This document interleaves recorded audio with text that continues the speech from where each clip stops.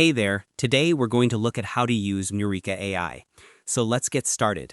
First, go to the Mureka AI website and create an account. Over here, you can also log in using your Google account.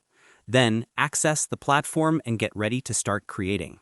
After that, choose your creation method.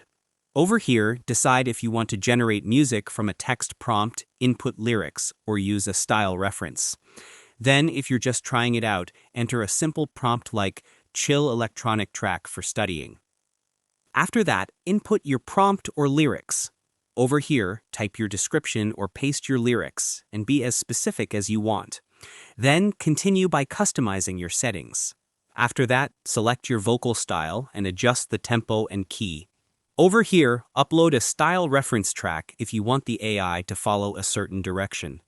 Then generate the track by hitting the Generate button. After that, wait for the AI to process the track. Over here, listen to the output once it's ready. Then refine it by regenerating sections or tweaking your prompt if needed. After that, export your music.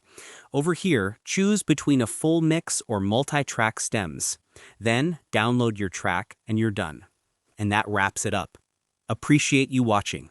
See you in the next.